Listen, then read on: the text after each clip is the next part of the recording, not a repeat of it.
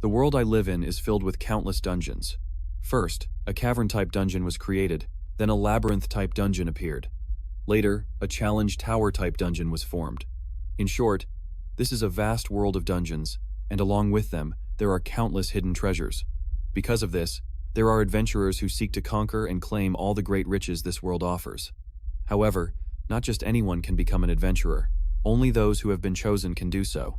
In this setting, we see our hero carrying a huge bag that seems to be very full and has a seal on top. Next, he approaches a somewhat suspicious-looking man. This man explains that a permit is needed to enter the dungeon, but he immediately becomes curious about the item Inji is carrying. He is surprised to see a bag of that size. Then, our hero thinks to himself that he has become the adventurer's bag. His name is Ni, and he is a white rank porter.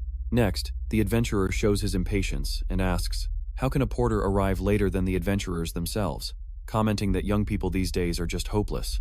At this, Ji feels a little embarrassed and apologizes, explaining that it is his first time in this area. However, the man asks why he is alone and where the other porters are, adding that the Porters Association must have already received an advance payment of 50 coins. In response, our hero smiles slightly and proudly declares that he is the porter who costs 50 gold coins per day. However, the adventurer is skeptical of that claim. Raising his voice, he asks if the boy thinks this is an easy task. He then explains that this is a dungeon where they should have normally sent at least 4 or 5 porters, and questions what exactly he plans to do. In a somewhat harsh tone, the man asks if he thinks he can carry everything they need and also whatever they find inside the dungeon. He dramatically asks if he will be able to bear even the weight of their lives. Finally, he demands to know if he has understood and orders him to go back to the Porters Association for reinforcements, warning that he will cause trouble otherwise. Surprised, our hero replies that he is carrying enough for 4 people. Nevertheless, the man insists that, as he already said, it is impossible for one person to carry all that. At that moment, Ni reflects that reactions like this from adventurers are quite common, and that even if he charged 5 times the usual rate, he would still earn less than 10 coins. For that reason, instead of giving a long explanation, he knows the most effective thing is to prove it directly. So he drops his huge, decorated bag on the ground and starts picking up the adventurer's luggage, somehow managing to fit everything inside his bag. Seeing this, the adventurers are visibly surprised. One of them asks, "What is that?" And they soon conclude that it is a magic bag. Smiling, our hero explains to them that this is all he needs to carry everything. Intrigued, the adventurers ask him where he got the bag, if it is heavy, and comment that they would like one too. Would love to have one. A bit embarrassed, the young man apologizes and clarifies that it's a unique bag that others can't use. He then asks if they are going to hire him as their porter now. One of the adventurers tells him not to make such a fuss, and adds that even with a magic bag, a porter isn't that impressive. Despite that, the same man decides to hire him. He introduces himself as Jeff Nom, a gold-rank swordsman and leader of the Fallen Wolf Party. However, he raises his fist and sets a condition. He'll have to earn that gold, and if he doesn't work as hard as 5 porters, there will be consequences. Our protagonist wonders if that guy is really the leader of the adventurer party and realizes he seems quite strict. Right after, the leader orders them to grab their gear and prepare for the expedition. Excited, Jin thinks that's all fine with him. After all, he is a professional porter full of energy. He believes something big will happen before this dungeon crawl is over. Thus, the adventurer party continues on its way, enters the dungeon, and our hero decides he will make sure everyone is satisfied in the end. The reason he earns so much more than others isn't just due to his skills as a porter, but also because of the overwhelming satisfaction of the adventurers he works with. As they advance through the dark interior of the dungeon, it becomes clear that the adventurers dedicated to conquering these places face countless dangers. Just then, it seems one of them is about to face one. Our protagonist thinks that traps could be triggered at any moment, not to mention enemies that might ambush them. One of the adventurers starts to move forward, but the party seems ready for combat. Their leader points to some creatures and says, "Here they come." Then a fierce battle breaks out in the area. Jeff Nom bravely faces his opponent. Conquering a dungeon is full of unpredictable variables, and that, inevitably, creates great stress for everyone involved. The leader asks if he didn't tell them not to let their guard down and questions if they are nervous. One of the men comments that he was reprimanded because of the other guy, and a small argument starts, while our hero thinks that this is precisely the reason why he decided to become a porter specializing in this niche market, which even seems to excite him even more. Right after, he gets the party's attention by reaching into his huge bag and tells them that after all that non-stop work, they must be starving. He adds that he has brought them some snacks. The men are stunned by what they are seeing and start to salivate, wondering what it could be. They are also impressed by the smell. They ask him what it is and are shocked to see all the food. Our protagonist has prepared a real feast using his secret porter skill, the dungeon restaurant. Without hesitation, the men start to eat. They say it's something special and that it's still hot, as if it were freshly made. Another one, thanking God, comments that even the salad is fresh. With tears in his eyes, one of the adventurers says that he had only been eating jerky and rock-hard bread. Surprised, they ask him if the bag has the ability to keep food fresh, and they are even more amazed at the thought that he could even cook it. Excited, our hero says it's something like that, although inwardly he thinks that the truly important thing is something else. Then, he says out loud that they haven't seen anything yet. He seems to put his hand in water, and in the next moment he begins to fill something up. He has just used another of his secret skills as a porter. It's called Arkham Paradise. One of the adventurers is in shock.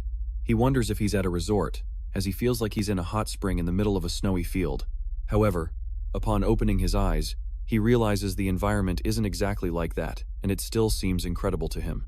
Nevertheless, not everyone in the group is happy. The leader shouts, asking if they think they're on vacation, and then says that doing this in a dungeon is complete recklessness. He adds that the atmosphere is so warm that it doesn't even make them want to fight, and his companion nods. In the end, they conclude that they have no choice but to accept the situation.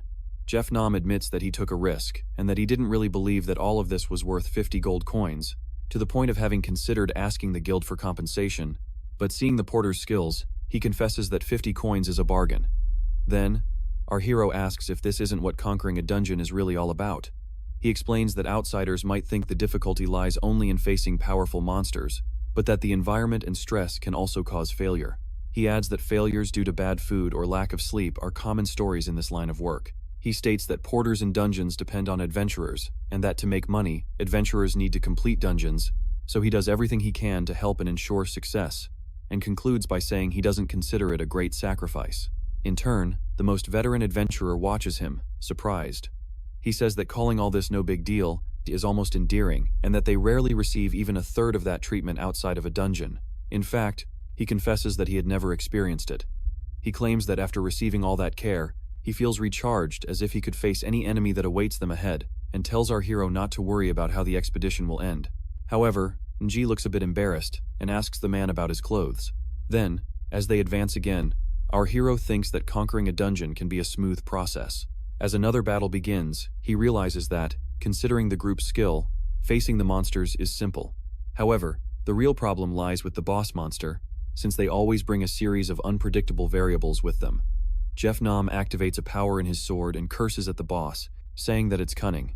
He then orders the group not to give it room to maneuver and to keep it under constant pressure with attacks. For its part, the monster roars loudly and prepares to counterattack. It tries to hit one of the adventurers, but he manages to dodge it with agility. Then he counterattacks, firing a bolt from his crossbow and hitting the creature's leg directly using his web skill. The monster clearly feels the impact and furiously lashes out at the adventurers, unleashing a powerful blow, but the party is vigilant and manages to defend with their shields. In response, the leader prepares to attack with his weapon and uses a swordsman's skill called multiplication, managing to slice the monster into several pieces. However, the creature doesn't give up and begins preparing a breath attack, but once again the party is ready. Jeff, aware of the dangers of the situation, senses the threat imminent. Meanwhile, our hero watches the battle from a safe spot. Upon analyzing the enemy, he realizes that this time, the boss is a B-rank monster, a lizard. Considering the party's skills, he calculates that the probability of success is over 80%, although he knows that the 20% chance of failure cannot be ignored, because if the adventurer party fails, it would mean the porter's death, which is not an option. So, taking something from his bag, he thinks he must intervene. He reaches in, wondering what he should take out, until he finally seems to find what he's looking for. He knows the party's offensive power is sufficient, so creating a small opening might be enough to resolve the situation. Although he feels a bit sad thinking he's going to waste such an expensive smoke mushroom, he prioritizes clearing the dungeon. Therefore, he has no other choice. The challenge, however, is how to hit the target. At that moment, the monster lunges directly at the leader of the party. So, our hero thinks that no matter how unpredictable the monster's attacks are, he can aim right at the moment it pounces on one of the adventurers. So he throws the mushroom at the monster. It just watches the object approach, which hits it head-on and releases a thick cloud of smoke. The creature seems to feel the effects of the attack. The party leader shouts, calling for the porter. Finally, our hero raises a flare and announces that now is the time. Jeff Nom, pleased with the situation, reacts immediately. Running towards the monster, he replies that he got the message. He starts climbing onto the back of the beast, which is still in a defensive state, and prepares to deliver a devastating blow, while the creature seems to notice what's happening just at the last second. Then, the party leader lands the final blow, completely taking down the beast. He watches it with a satisfied expression and then congratulates everyone on a job well done, ordering them to collect the loot. G thinks that the dungeon clear went smoothly in the end, but that feeling of excitement was short-lived, as the atmosphere immediately changed and the reason was disappointing. The rewards were terrible. For a B-rank monster, they should have gotten at least 20 magic stones, but only 5 dropped, and the rest was junk. To make matters worse, most of the dungeon was filled with common monsters like goblins. In other words, if you compare the effort and costs of clearing the dungeon with the rewards obtained, the result was a complete waste of time. And as if that weren't enough, those few items had to be divided among the 4 team members. That's why our hero thinks that maybe because of that, the joy of having finished the dungeon vanished and the atmosphere grew tense. The party members began to argue about how to divide the reward, proving that even dividing something so scarce can be complicated. However, cheering up again, he concludes that such matters are for adventurers and don't concern him, since as a porter he has a fixed payment and it doesn't depend on how much they earn. He decides that before the situation gets worse, it's time to wrap things up. So with 2 bottles in hand, he thanks the adventurers for their hard work and adds, asking if they aren't thirsty and offering them a drink. The party watches our hero standing next to the defeated monster. The leader smiles and comments that he even takes care of the party's needs after the dungeon, also mentioning the smoke bomb he threw at the boss. He adds that finding him in this dungeon might have been the greatest treasure they obtained. In response, our hero laughs and says he's just being flattered for the day, modestly adding that he only offered a little help with his skills. However, one of the adventurers questions the term modest skills, saying that the more he watches him, the more impressed he gets. He explains that Nji pulls endless wonders from that bag, and that maybe its contents are worth more than the dungeon's own loot. Another jokes, asking if that bag might also contain piles of money. The most veteran adventurer adds that, after all, they're talking about the porter who charges 50 gold coins. Thus, agreeing with the captain, he affirms that the greatest treasure on this expedition was finding him. However, right at that moment, the atmosphere starts to turn strange. Our protagonist notices that something isn't right, wondering why the mood has changed so abruptly. Then, something smashes directly into one of the liquor bottles, shattering it to pieces. Turning around, he sees it was a crossbow bolt that flew right past him. Shocked, he yells, "What the hell was that?" Just as a bolt flies toward him, he luckily manages to dodge it at the last second, but he ends up falling to the ground, confused and wondering what's happening. The older adventurer coldly apologizes, saying it was a mistake and that he was trying to end things painlessly. He tells him to think about it. An adventurer's job is to risk your life and that the reward can't just be handed to you on a silver platter. Another one chimes in, telling him not to hold a grudge and explaining that they're in a tough spot with their payments. Then he adds, "Let's be honest, a bag like that is too much for a mere porter to have." As he gets back up, our hero begins to understand. So this is how things often end. The job of a dungeon porter usually ends in death along the way. And if he were to die, they could just say he was killed by a goblin and no one would suspect a thing. No matter how hard he tries, he's always treated like a tool. Suddenly, the expressions of those who once admired his dedication twist into greedy stares, as if they now see him only as loot. But surprisingly, he is neither shocked nor disturbed. He knows this is how things usually go in this world. In a world where your destiny is predetermined by your birth, the treatment of others, porters, one of the lowest ranking jobs, has never changed. He remembers how, when he first got his bag ability, he drew the scornful gazes of those who mocked him. They told him that with an ability like that, he couldn't register as an adventurer, that he should settle for being a mere porter, and that if he really wanted to join expeditions, he could only do so as a dungeon porter. Thus, the world made him know that he couldn't be an adventurer and forced the label of porter on him, so he wonders if these guys think the same way. Meanwhile, one of the adventurers asks if he gets it now and orders him to hand everything over and then die. At that moment, that same man lunges at him with his weapon raised, insulting him as a stupid porter who only carries bags. Without wasting a second, our hero prepares to fight, inwardly questioning if that decision to surrender is really his to make. He quickly reaches into his magic bag. The adventurer attacks mercilessly, but our hero manages to block the blow at the last moment with something he pulled from the bag. The attacker, surprised, asks if he seriously managed to stop the attack. Then, our hero firmly plants his foot on the ground and lunges toward him. He prepares to attack and strikes the enemy directly with his sword. Another, older adventurer watches in amazement as our boy now pulls a kind of axe from the bag and throws it at the bearded man, directly hitting his crossbow and breaking it. The entire group is stunned to see the weapon break, and the leader exclaims in disbelief, asking, "How can this be possible?" They wonder if one of their own comrades was just taken out. Jeff Nom, filled with fury, yells that this makes no sense and asks why they can't take him down quickly. At that instant, our hero pulls a third item from the bag and with a single motion throws all the liquid on his attackers. They scream that it's hot. Then our boy appears through the smoke wielding two weapons, completely focused on his enemies. With a single blow, he splits one of their shields in two, leaving the man visibly terrified. He then lands a direct hit that sends him flying backward from the force of the impact. Finally, our hero observes what's left of the group, who now look visibly nervous about the situation. The leader can't believe what he's seeing, thinking that this kid just took down 3 adventurers with his own hands. He wondered how that was even possible, considering that the boy was only white rank. Bewildered, he questioned who this young man really was. Staring at him intently, he asks him directly who he is. Smiling enthusiastically, our hero replies that he is a dungeon porter. Sometime later, the group of adventurers appears tied up outside the dungeon, and that's when our hero seems to notice something. A carriage approaches the location and he, waving his arms, shouts that he's over there trying to get their attention and make his presence known. Someone gets down from the carriage, a young woman who asks him if he is the registered porter, and comments that she heard about a crime that occurred inside the dungeon, which is why she has come to investigate. Her name is Petra, and she is an inspector. Looking around, with some confusion, she asks, "What exactly is all this?" Then, almost outraged, she demands to know, what the hell happened in that dungeon? But our hero tells her it's better if she hears the explanation directly from the ones involved. Then, a sound is heard coming from inside his magic bag. The bag plays the recording of the moment the adventurers were calling him too flashy to be a porter, and ordering him to shut up because they planned to kill him. Petra, surprised, exclaims that this is fascinating. The young woman realizes that it's a recording device disguised as a bag, and although she comments that the design is a bit ugly, our hero, now named Ni, explains that it's actually a bag that also records audio.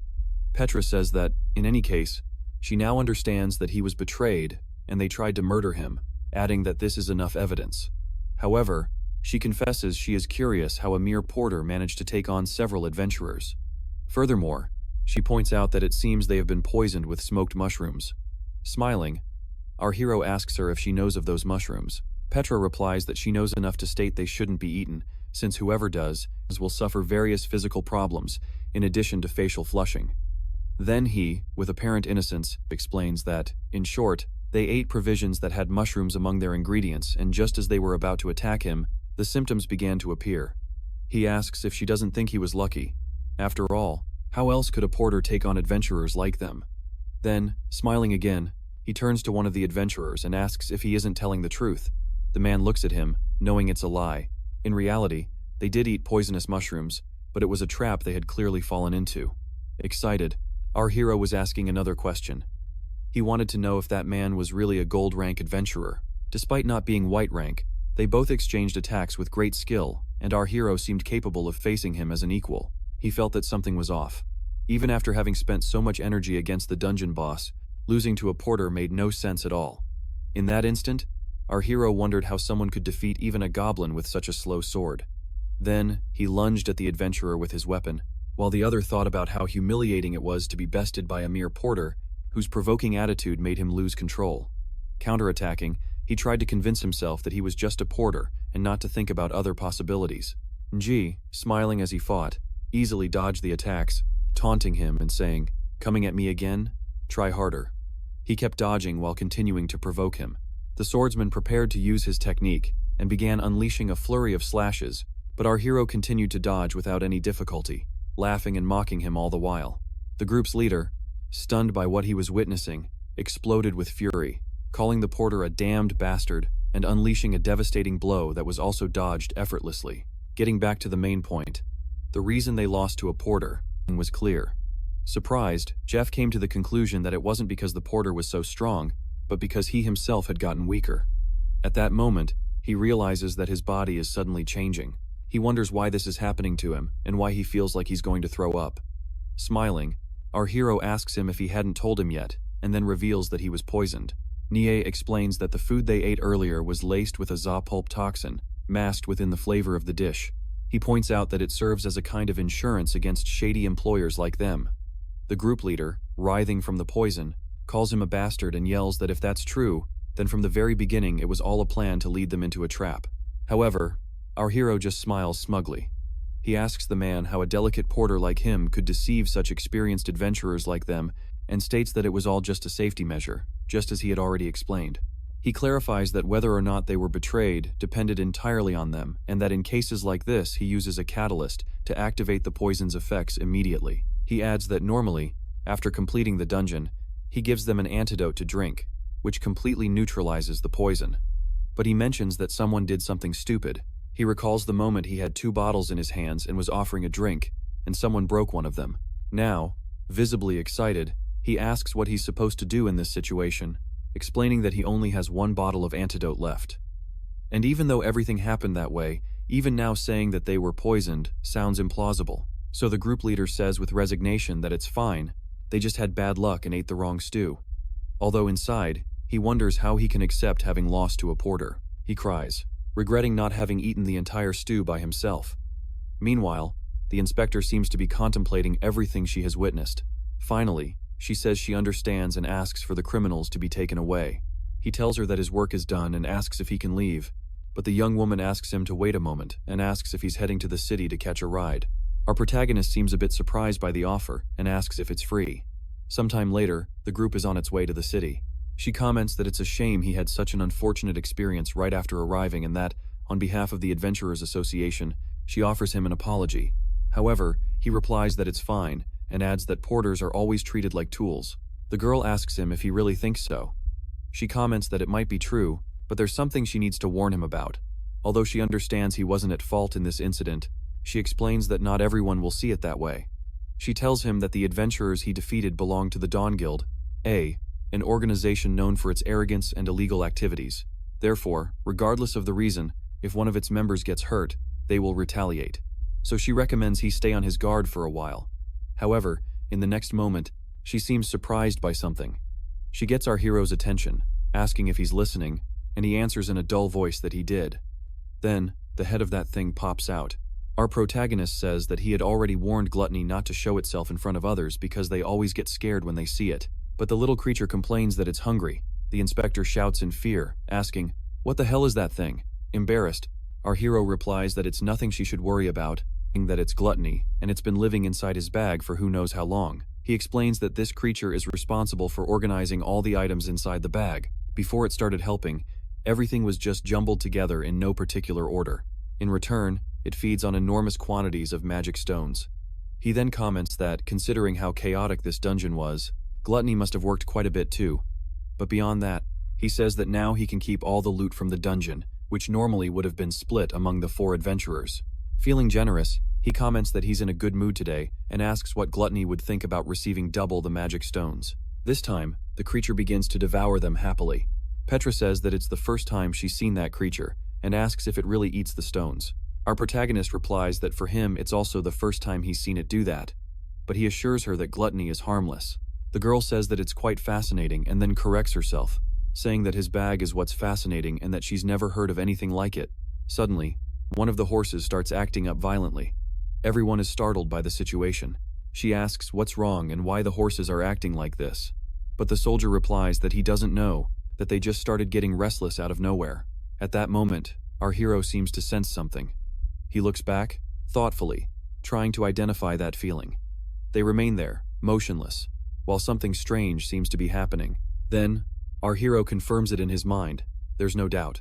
He realizes that it's a dungeon break and wonders why it's happening. He immediately calls the inspector and points something out, showing her. He tells her that he can clearly feel a dungeon break just beyond those mountains.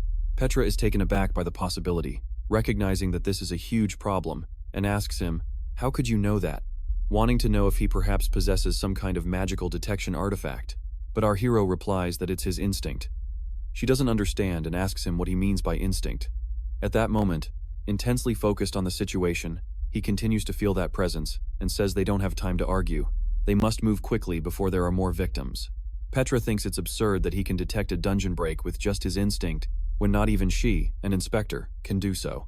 However, the little creature Gluttony seems convinced that it's a real break. It says that it likes magic stones and that it can smell them, so that must be it. It claims there's a strong scent of magic stones coming from beyond the mountains and concludes with certainty that there's no doubt about it.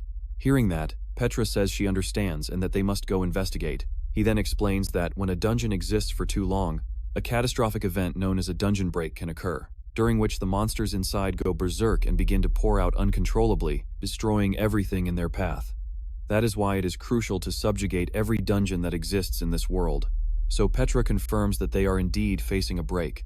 She explains that the critical threshold was passed a while ago and that the break could happen at any moment. Intrigued, she asks him how he can sense something like that from so far away. Our protagonist replies that he could never forget that sinister feeling. He then recalls a situation from the past, something no one should ever forget.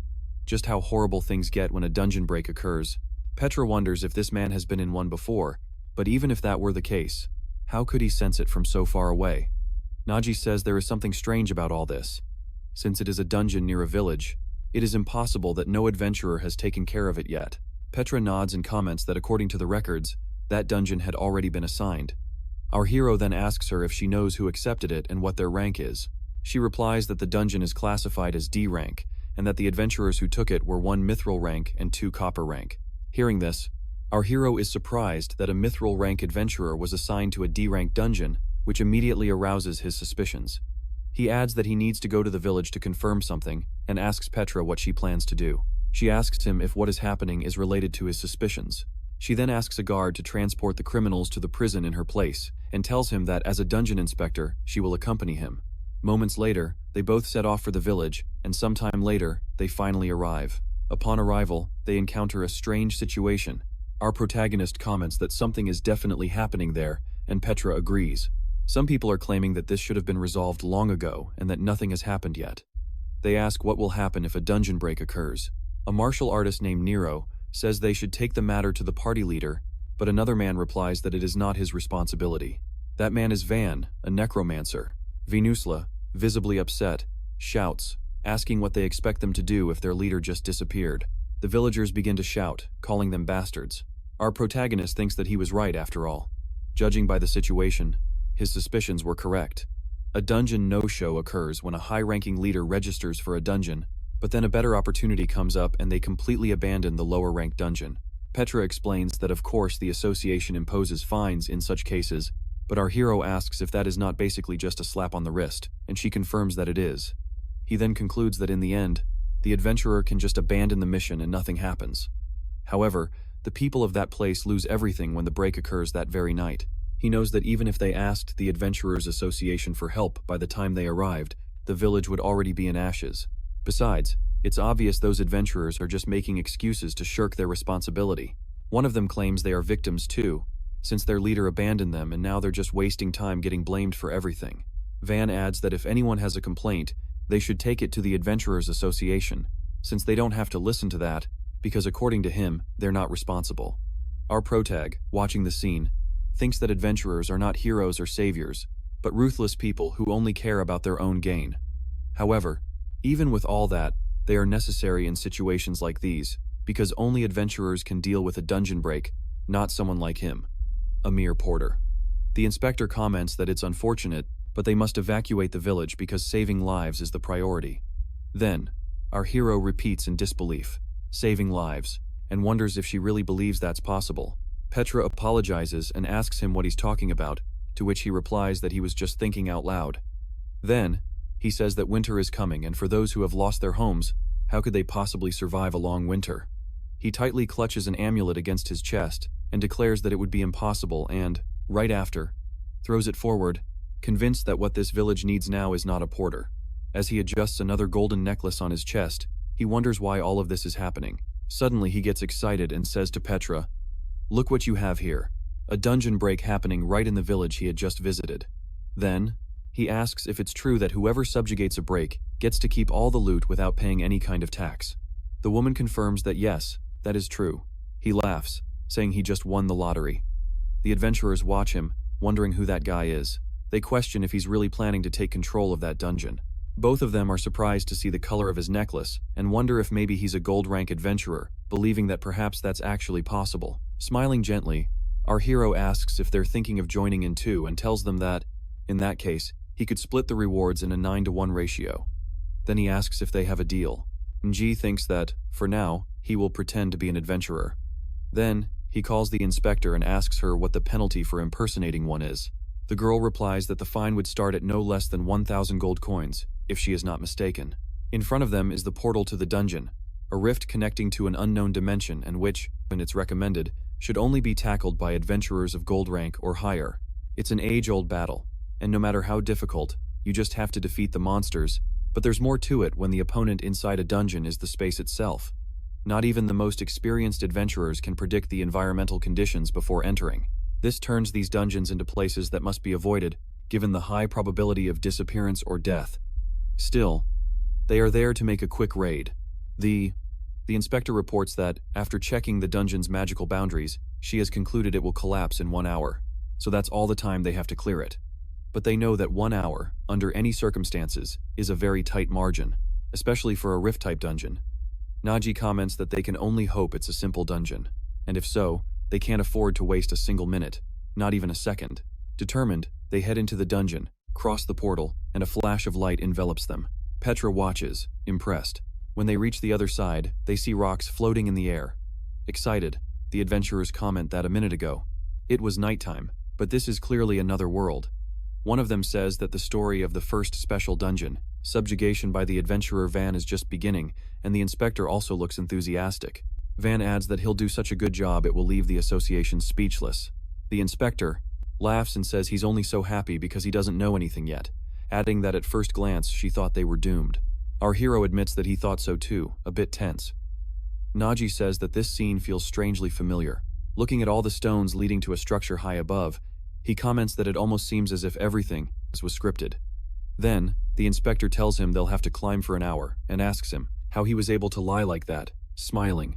He replies that there's nothing they can do now. He explains that if they had asked for help as mere porters, the adventurers would have simply ignored them, but by pretending to be a gold rank adventurer, he managed to get them to follow him. He adds that the situation is complicated, but if they don't subjugate this dungeon, a break will occur, and he asks her if that wasn't the reason she came. The girl confirms that yes, that's why she's there. Suddenly, Nero seems excited at the idea of the raid. She asks why they are so worried and claims this is precisely why slow humans are useless. Then, she crouches into a running stance, shouting that she'll get to the top on her own. She starts jumping between the rocks and climbing quickly. The boy looks worried and asks if that isn't dangerous, and suddenly, something happens to the girl. It seems an invisible energy grabs her by the wrist. She tenses up as she realizes something isn't right, and falls from above as if she were a puppet with its strings cut. The boy, annoyed, asks her if she's crazy and reminds her that even at the training camp she always acted like this, without thinking.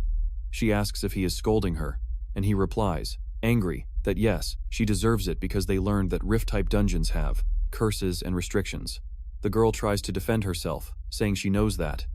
In the end, Petra intervenes and says that everything is fine, but the first thing they must do upon entering a dungeon like this is to check for any active curses.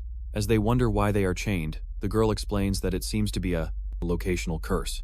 They are connected by chains they can neither see nor touch. Then, Nero says that in that case, as long as they are bound together, the curse can't be activated.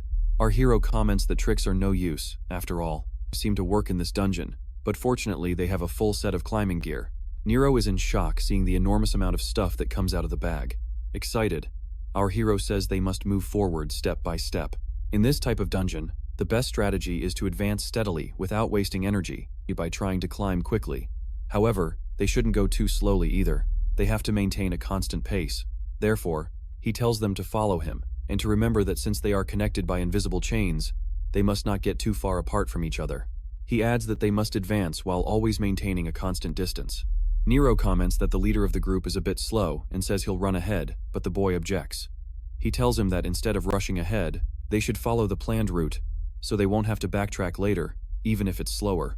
However, he thinks that even following the planned path they could run into a problem, and it seems he himself runs into one of those unforeseen issues. He reflects that Fisher-type dungeons are always full of variables. Then he sees something strange. A stone creature opens its mouth and seems to eat one of the floating rocks. He thinks, "You've just found an unidentified monster. Its name is the rock-eating stone boar. It's a powerful creature, but not aggressive, so there shouldn't be a problem as long as it isn't provoked." Petra says she didn't expect to find one of those creatures in a place like this. She explains that, according to reports, its excretion is also quite fast. Then we see it spit another small rock into the air. She concludes that it seems to be changing the structure of the dungeon as it eats and expels stone. Fascinated, she says that the dungeon's ecosystem is incredible. Nero laughs and says she seems happy. The girl apologizes, saying it's the first time she's seen one of those in person, but she also points out that this is a disaster anyway, since the path they were following was completely destroyed. So there's only one solution left. Our protagonist says they'll have to throw hooks onto the stone boar and secure themselves with ropes. But there's a problem. If they fail and end up provoking the creature, the boar will become aggressive, and they have neither the time nor the power to deal with that. Van laughs at the situation and says, "That's the problem." And as he begins to use some kind of magic, he claims that his time to shine has finally come. He tells everyone to pay attention to see how Van overcomes this challenge. He then uses one of his necromancer talents. Through some summoning fingers, creatures begin to appear, and in the next moment some Ragolins manifest. Our protagonist says it's wonderful, since summoning skills are uncommon. Petra comments that if those creatures can place the hooks, they won't provoke the boar. However, our hero starts to feel a bit tense, wondering why something feels strange to him. The summoned creatures begin to tremble slightly, and suddenly one of their heads turns in an abnormal way. Then he starts to realize that something isn't right with the way those creatures are moving. Nero comments that this was famous at the training camp. Van was known for not maintaining his summons, and they ended up exploding. She yells at him to shut up, explaining that controlling summons is like moving your right and left hand independently while looking in a mirror. Van replies that he'll do his best and that everything will be fine as long as they cross in 5 minutes. However, our hero says he doesn't feel at ease, since time is running out. So he orders them to cross quickly before everything explodes. Without wasting any time, he throws the hook, and the summoned creatures grab onto the rock, trying to secure it. By some miracle, everything seems to be going well. The porter asks them to hold on a little longer. As they go, he warns them that as long as the creatures are summoned, there is a kind of neural link with them. Our protagonist starts to cross, thinking that despite the setbacks, they are still having some luck. The group moves along the rope, and Naji reflects that his companion's skills are proving really useful in this dungeon. He believes those summons will make things easier. However, he starts to notice something is wrong, as only 3 minutes have passed. Van tells them to hurry because things have gotten very complicated. But our hero notices the problem isn't the rush, but that the conditions have changed. The boy does his best, but apologizes, saying he's about to explode. He explains that he can't control the cracks that appeared from hitting the golem's head, and that he's also suffering from increasing nausea. He's not going to be able to hold on. The surfaces of the creatures begin to crack. Suddenly, they burst, causing a huge explosion next to the stone boar. The creature seems to have felt the shockwave and looks visibly annoyed. The hook comes loose as its anchor is gone, and the group of adventurers is thrown into the air. Our protagonist shouts that they're done for, and orders them to grab onto whatever they can. He thinks that if they fall back to the starting point, they'll never reach the summit and that they must mitigate the damage no matter what. So he uses a secret technique of the porter style. At the last moment, he manages to ensure everyone's safety, and his bag launches them all back into the air with great force. They manage to land back on solid ground. Our protagonist asks if everyone is okay. Petra replies yes and thanks him, though she immediately corrects herself, calling him adventurer, but adds that they've lost a good deal of progress and wonders if they'll make it to the top in time. Naji states that there's no other option if they want to make it. From this moment on, he says that no one will be able to use their magic skills and that from now on they must get ready while he takes out special climbing gear used by porters. He explains that they will now ascend vertically to the summit and that they must not let their guard down even for a second. If one falls, they all fall together. He adds that the closer they get to the summit, the more traps and variables will appear. There will be areas with falling rocks, others that are frozen, and stretches that will test their physical endurance. Nero points to a strangely shaped rock, but our hero warns her not to get close, since it's an explosive rock. In the next instant, the girl screams for help while the boy asks how much further they have to go. Our protagonist says they're almost there, and to please hold on a little longer. The others protest, saying she has already repeated that more than 10 times. Nero comments that she wants to fight monsters, that she didn't become an adventurer just to climb mountains. Our protagonist replies that this time, he's serious, that from where he is he can see the summit and also the final boss waiting for them there. Excited, the adventurers celebrate finally finding a monster. Van says he will finally have his first official battle. The girl states that she will defeat the boss and prove something to those who classified her as bronze rank, while Van supports her, suggesting they didn't receive fair treatment. Our protagonist then seems to notice something important. Analyzing the physical abilities and talents they have shown so far, he deduces that they should not be classified as bronze rank, and thinks that maybe they were assigned that rank because one of them comes from a necromancer lineage or because beastmen have been enslaved for a long time. First, one of them comments that if something goes wrong, the leader will take care of it, and the boy nods. After all, he is a gold rank adventurer. However, our hero thinks the plan was for them to face the monster themselves. Then, the inspector asks them to stop for a moment and comments that something isn't right up there. She explains that the boss at the end of the climb is a serpent dragon, but that these creatures are not originally made of stone. She adds that if a dragon serpent is purple, there is no other explanation, unless it is already dead. Suddenly, the creature seems to open its eyes. Our protagonist, shocked, asks, "What did she just say?" A sword appears to be piercing the monster and it seems its owner is still there.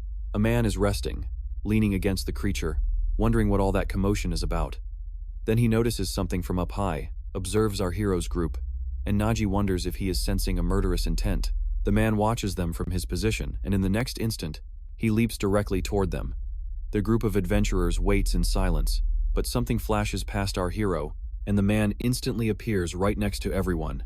He observes our hero standing beside him. The porter is impressed by his power. On his chest, he wears a distinct insignia, and our hero wonders if it is a rank, thinking that this can only mean one thing, that this incident is not a simple dungeon break. Finally, the man breaks the silence and says that this is problematic, adding that he thought that no one would enter this dungeon. He explains that this dungeon must be broken. Our protagonist reflects that there are many people like him who act with a very specific objective. Then the man says there is no need to complicate things and that it is already decided. Those 4 will die during the supposed dungeon subjugation, and that will justify the break. In this world, people register with the Adventurers Guild and receive a rank according to their power. The first and lowest is the white rank, granted to those who do not possess combat skills, such as porters, guides, miners, or guild staff. Next is the copper rank, the initial level to be officially recognized as an adventurer. Those who possess minimal combat skills are classified as copper, and they still have abilities superior to those of an ordinary person. Then there is the silver rank, reserved for adventurers who are veteran and skilled, capable of handling dungeons effectively. Most adventurers reach that level.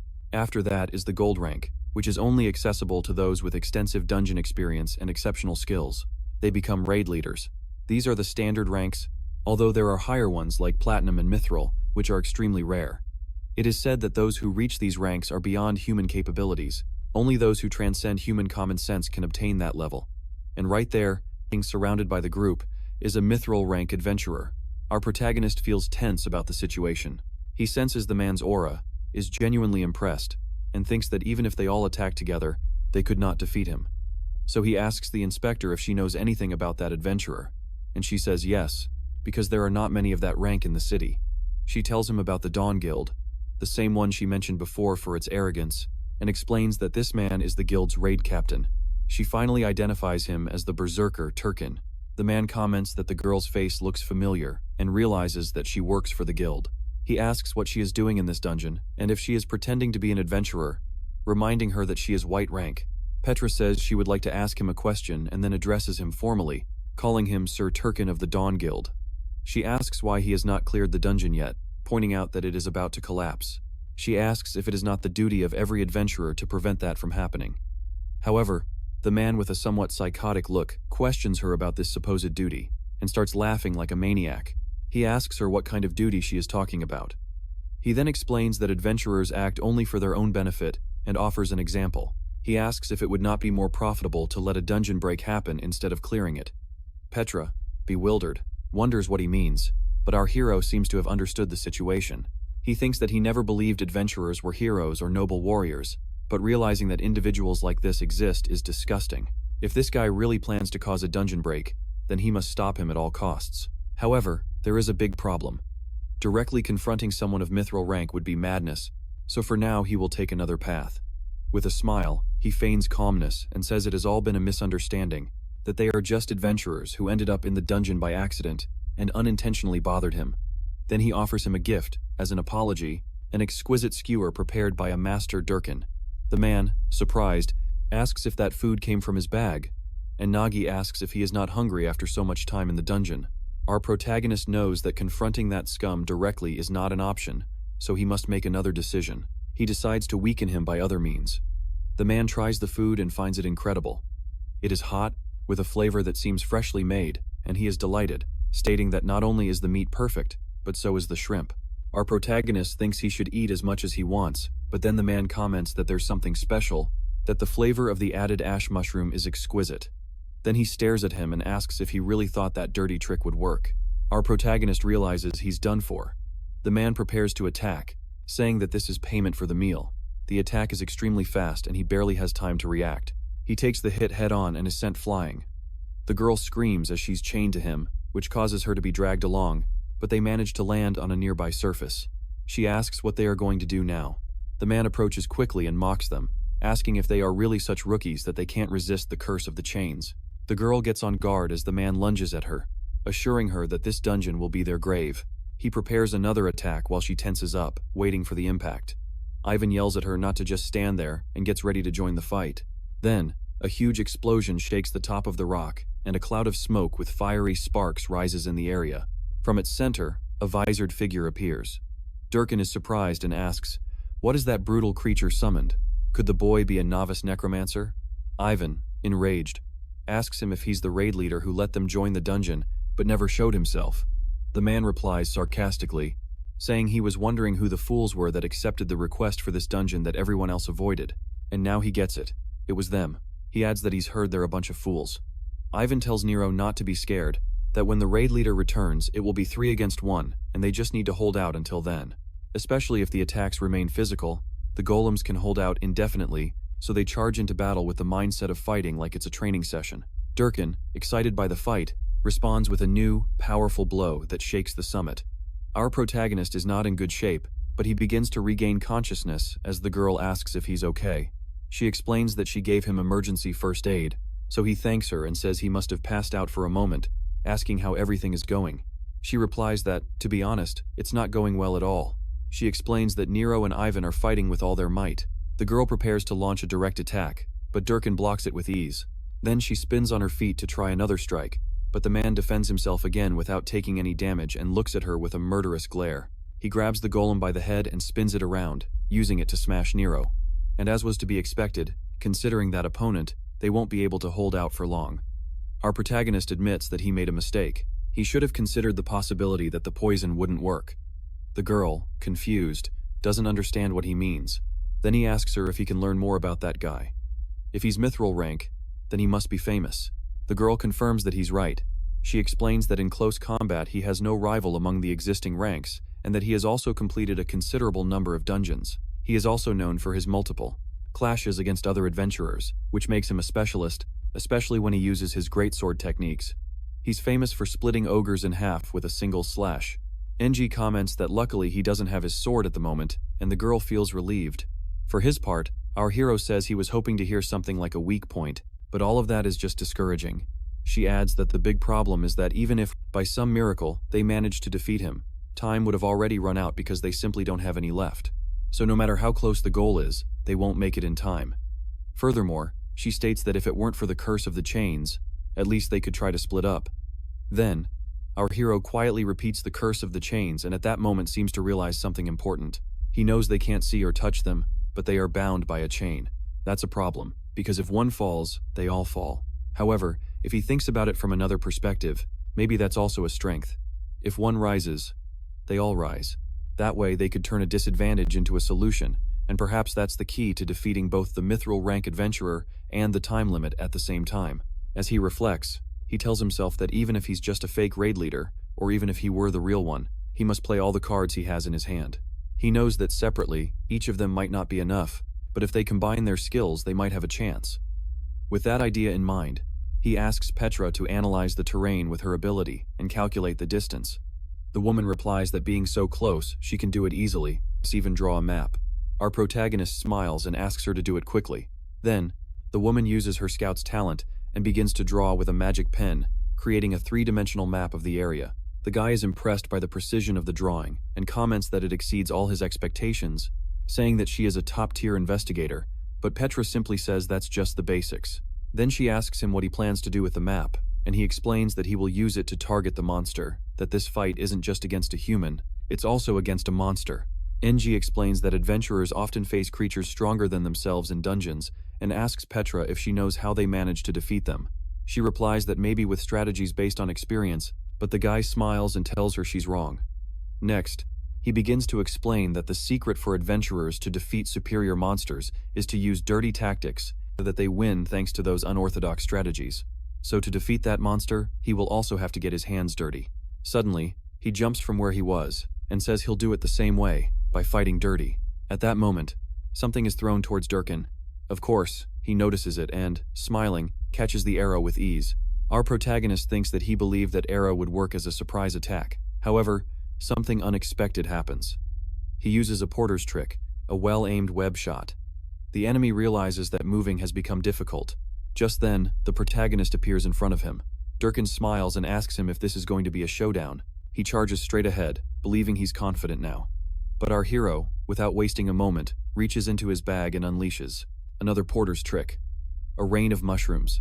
The man watches suspiciously as mushrooms fly through the air. The protagonist announces the attack. Mushroom storm, mushroom barrier, dust and smoke cover the entire area, and Turkin gets irritated seeing everything clouded over, thinking this guy is a really annoying opponent. Van, meanwhile, seems gravely injured. Our protagonist asks if everyone is okay, and although they are injured, they reply that they are still holding on. NG is relieved, and asks Van if he can summon more familiars. The boy looks at his fingers, which are still regenerating, and confirms that at least 2 are still intact, which will allow him to summon 2 more creatures. The hero says that's enough and asks them to listen carefully because there is a way out of this. However, in the next instant, Turkin breaks through the spider webs, complaining that this is a nuisance and that he has never heard of a swordsman who fights this way. He wonders if his opponent fled with his companions to another rock, and mutters that this is all a pointless fight. Then, suddenly, someone appears near him. It seems that person is muttering something unintelligible. Turkin realizes it's a golem. He then comments that creating smoke is useless if it makes noise, so he lunges toward the direction the sound is coming from. With his fist wrapped in energy, he prepares to attack and unleashes another of his powerful blows, landing a direct hit on whatever is there. Smoke and debris scatter in all directions. The man seems somewhat satisfied with his attack, but the next instant, his expression changes. A golem's hand emerges from the fog and the creature leaps toward him to embrace him. Baffled by the situation, he asks how a golem can talk, but at that moment, he realizes the voice didn't come from the golem, but from that strange bag. Then, the bag claims that it has been kidnapped. Confused, Turkin wonders where he is and if what he's seeing is a rope. Noticing our hero is holding it, he suspects they plan to climb to the top while distracting him, but he asserts that now that they have been discovered, he won't be able to use that rope to climb. However, our protagonist responds by asking if he is really sure about that. He then appears to be doing something, and NG asks if they are far enough away yet, because they must move quickly before they're caught. Straining, the boy asks them to wait just a little longer and explains that this is the first time he has controlled something from so far away. It seems he has used one of his last fingers. However, he tells them not to worry because their hope is about to reach its target. At the tip of the object, a finger is hanging, and when it finally reaches the summit, something begins to happen. Then Van states that he will make sure everything works. The bear golem advances toward the dead dragon. It keeps going even as it starts to fall apart, pulling hard on the grappling hook's rope. There's only a little more to go before it reaches the boss. Then it jumps, aiming directly at the creature, and from below Van shouts for it to keep going. Finally, the hook sinks into the dragon, and the golem begins to show signs that it's about to explode. From below, everyone watches. They witness the enormous explosion, and how the upper area begins to crack. Durkino wonders if all of that was just to trap him in that place, and becomes aware of the danger, deciding he must get out of there as soon as possible. And he tries to free himself from the golem. However, Ban, with a satisfied smile, comments that it won't be that easy, adding that the thumb may be slow, but it's the strongest of all. Our protagonist is still holding onto the rope, thinking that this isn't a fight between humans, but between humans and a beast. The area where the creature was defeated starts to break. He reflects that there are beasts that simply cannot be beaten. As he watches the creature begin to fall from above, he clarifies that his goal is not to take down the beast. Just as the defeated dragon falls directly on Durkin, the impact hits him head-on. Despite that, the man can't believe what just happened. He notices that the hook and rope are still attached to the creature and that they are still anchored up there, which makes everything around them tremble. Our protagonist thinks that it's not necessary to face it in direct combat and, at that very moment, everyone starts to be pulled upwards by the rope. With a satisfied expression, he says to run. Durkin is terrified and can't believe everything that just happened. The group approaches the floating castle running at full speed. One of them shouts to hold on a little longer, that they're almost at the end of the dungeon, and that time is also running out. Only 5 minutes remain. It's tight, but still possible. With a smile, the guy tells Nero that, to be honest, she was a great help. With Nero's strength, he wouldn't have been able to throw that rope more than 50 meters high. And to think they managed it with just brute force leaves him impressed. Remembering the moment the girl threw the rope, our hero recalls that it was truly amazing. She, blushing a little, says it was nothing. Meanwhile, the necromancer is left thoughtful. He reflects that it's something a strong person or even a fool could do. The adventurer comments on it just as Nero glares at him furiously. Be that as it may, this dungeon had someone who clearly stood out, and without a doubt, it was Ban, since he placed the rope in the exact spot and also managed to defeat Dan's very own berserker. Maybe that guy is even better than a mithril rank adventurer. Everyone seems enthusiastic and is smiling. G, for his part, thinks that the other two had probably never completed a dungeon before. However, the joy of finishing one doesn't just come from incredible skills, but from the fact that everyone worked together.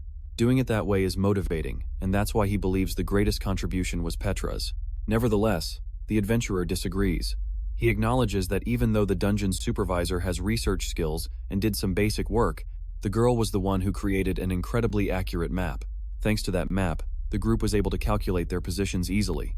The quality of the work was completely professional, and Petra is glad to know they recognize it. Even so, she considers that looking at the big picture, Nee did an excellent job designing a plan and making it work. Then she wonders if the boy is really a simple porter, and that maybe porters are much more useful than has always been believed. At that moment, Van asks the leader what will happen to Turkin. After everything he did, that enemy should spend the rest of his life in prison, and the group should make sure he never becomes an adventurer again.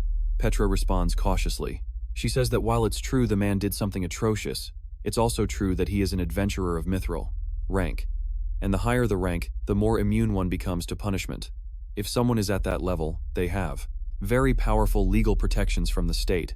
The young woman continues, but is interrupted by Nero, who considers all of that outrageous. Petra adds that guy will probably get off tangent-free, and so the frustration of those present becomes even more evident. The martial artist and Ivan grit their teeth in rage. The necromancer, for his part, concludes that even if the law works that way, if they ever meet that guy again, outside a dungeon, he will take care of taking him down again. Naji warns him, that thought is dangerous. After all, Turkin's power was just the tip of the iceberg. He asks them to look around. Those who were defeated belonged to the Rachna clan, the guardians of the citadel's entrance.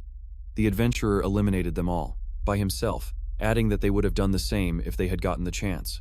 While the two fighters of the group are excited, our hero remains completely serious. He tells them that what comes next is important, and asks them to look closely at the enemy's wounds. They were all destroyed with one single blow.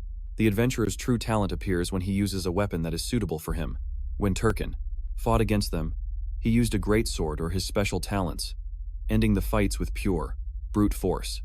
The power difference was enormous, comments the necromancer, but that makes sense if we remember that he was the one who defeated the false panther dragon that had taken his son. There was a greatsword stuck in the heart of the creature, and, without a doubt, the man even defeated the dungeon boss with one single blow. Naji glances back for a moment. Since the guy fell along with the dragon, he had been missing until now. Suddenly, someone is holding a colossal sword with both hands. It's his weapon again, the berserker Turkin has. He returned. Although he seems to be far away, he is unsettlingly close, observing the area where the adventurers are. Very pleased, he declares, "Bingo, it's time to really get started." A red light shines right next to Naji, who looks distressed. "Damn brats," the man says as he launches a slash that cuts the ground in front of our protagonist. Immediately, the young man turns and shouts for everyone to be careful. The slash continues to advance, tearing through the terrain as if it were paper. The attack reaches their position, and they panic, believing that this will be their end. The blow is so powerful that it rips off part of the platform, which begins to collapse, and he did all of that from a distance. Some hands are injured as they desperately try to hold on. There are 4 adventurers who by some miracle are still alive. Injured, Naji asks if they are okay. Petra, the one who is closer, answers yes, while a kind of chain keeps them connected. That same chain extends to Nero, who hears from his companion that the other 2 below are seriously injured. Ban, in particular, was completely unconscious, though he was still tied to the object that was keeping him alive. The protagonist understood, at that moment, that they were in a critical situation. Looking to the side and seeing small stones floating, he couldn't help but reflect on the incredible destructive power of the previous attack. To make matters worse, the enemy had already set itself in motion and was beginning to approach. He wondered uneasily, what kind of power so strange was capable of causing such a disaster? Meanwhile, Nagi realized that if he hesitated for even a second, Durkin would reach them. The group had barely 3 minutes left, and if he wanted to avoid a catastrophe, he had to act immediately. Trying to gather his courage, he reminded himself that he was a porter. His body had been trained by carrying inhuman weights, so carrying one more load shouldn't be a problem. With that determination, he prepared himself, mentally. This would be like moving one last load, he thought as he clenched his fist tightly. The chain on his wrist began to pulse intensely. By raising his arm, he managed to make the entire group rise up along with him. Convinced, he told himself he would take the lead. He opened his hand as if unleashing invisible claws and began to slowly climb the stone wall. The task was exhausting. Not only did he have to climb himself, but also carry the others. However, the dungeon didn't stop to consider such difficulties. Time kept on running, and every second counted. A short distance away, the ground trembled. Durkin was still chasing them and had made another colossal leap to close the distance. Their time was now shorter than ever. Despite the effort, Nagi managed to reach the top again, carrying the unconscious necromancer with him. The girls followed closely, helping each other move forward. The sand in the hourglass was about to run out when something happened so fast it was impossible to know what it was. The enemy remained tireless, completely focused on its objective. It even seemed pleased by what was happening. Nagi, tense, felt the final seconds approaching. Before him rose the group's destiny, a place that seemed distant, yet so close that it shone with a blinding light. Finally, the adventurers managed to get inside. In front of them floated the dungeon core, the symbol of their mission. Although everyone was injured and exhausted, they knew the end was near. Nagi reached into his bag and explained to the group that all they had to do was destroy it. He took out a sword, threw it with force toward the stone, and declared that once it was broken, everything would be over. The weapon flew straight toward the target, but at that exact moment a loud rumble echoed throughout the place. Durkin appeared arrogantly and leaped into the weapon's path just a second before impact. With his own sword, he deflected the attack. Nagi's weapon fell beside the stone, harmless. The warrior stopped and began to speak, in a deep voice. "Time is up," he said, as a jewel began to crack as if it were synchronized with the floating stone. The explosion was immediate. A massive burst of light erupted from the center, from the failed impact. A red flash erupted and scattered in all directions. Miles away, in a village, a citizen watched the strange energy invading the sky with rage. However, upon recognizing it, he fell to his knees, murmured through tears that they had been abandoned, and began to pray. From the light emerged a creature with red eyes. Another, shaped like a wolf, followed it. Then a multitude of beings began to emerge from what looked like a portal. All of them had monstrous and bloodthirsty appearances. Even a warrior shaped like a shark strode firmly through the portal. Before this sea of horrors, a woman knelt helplessly. The girls understood that the monsters had not only been revived, but were continuing to emerge one after another. It was a dungeon break. In the midst of the chaos, Durkin held Nagi by the neck, watching him with a smile full of satisfaction. He stated with delight that he never tired of watching that spectacle, no matter how many times it happened. It was then that Nagi understood the truth. This was not the first time. Durkin had caused breaks before. The enemy confirmed it without hesitation, explaining that someone like Nagi would never understand.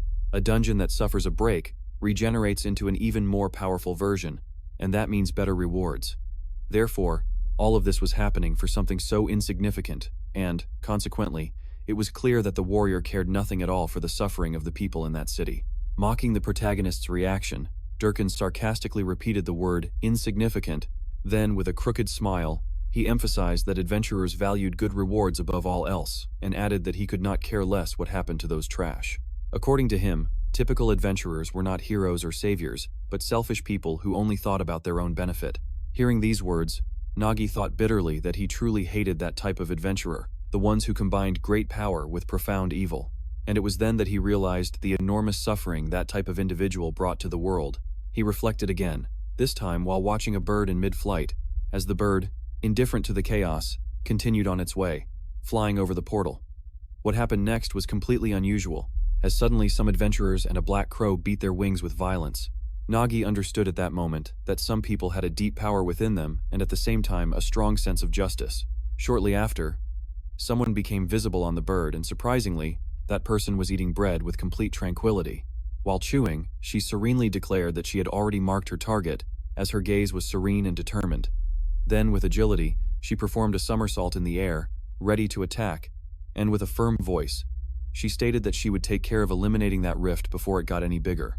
Then she prepared a power with her sword, which seemed to be made of lightning, and launched it directly at the dungeon break, simultaneously striking the shark monster. And the impact was immediate and generated a large cloud of smoke, which unleashed panic among the enemies. As a result, the fire caused by the attack began to slowly take down some of the monsters, and seconds later another strike hit more creatures, cornering the remaining ones, as the beasts were so confused and terrified they didn't know what to do. Meanwhile, Turkin was still there watching everything without intervening, just like Petra, who trembled at the possibility of what might happen. And finally, the newcomer descended to the ground and authoritatively introduced herself as the vice-captain of the Twilight Wind Guild, named Agnesa Ferd, and bluntly demanded an explanation of what had happened there. This woman was no ordinary adventurer. She was a mithril, one of the most high-ranking categories. And even though there were still monsters alive, something strange seemed to be happening with the break. On the other hand, Ni was seriously injured after the fight, and his companion, visibly worried, asked him if he was okay. And he, despite everything, smiled and replied that he was, but added that there was something even more important, so he asked Petra to look directly at a specific spot. And, indeed, it became evident that something was happening at the portal, as what they were seeing with their own eyes was almost impossible to believe. They both watched in amazement as the dungeon break began to slowly close. However, Turkin didn't seem happy about it, even if it was a lower-level break. Still, the man was impressed that it had been sealed with a single blow, and commented that he thought that guild had been completely wiped out. Then, with curiosity, he asked what had brought her there, considering the place had been inactive for 3 years. It was at that moment that the woman began to speak firmly. She called him by his title, Hurricane, of the Dawn Guild, and stated that judging by the scene, no explanation was needed, since, according to her words, it made no sense for a mithril rank adventurer to fail in this dungeon. So she concluded that the break had been caused intentionally. At this, Turkin looked excited and asked if the girl was trying to start a fight, since Agnesa was someone he had always wanted to face. However, he acknowledged that it wasn't the ideal situation, especially considering that Ni Maiden had used more energy than expected. Besides, he remembered he had a strict order from his master not to cause a big scene, and since he had already accomplished his main objective, while grabbing his greatsword, he concluded there was no need to fight. Agnesa, for her part, placed her hand on her weapon and asked if he was running away, since he had turned his back, and he replied calmly, telling her not to misunderstand, as he explained that even the success of a high-rank adventurer depended on multiple variables and that, at that moment, he couldn't guarantee victory. At this response, Petra screamed with all her might that he was a liar and claimed that the man had not only avoided clearing the dungeon, but had also tried to destroy her party.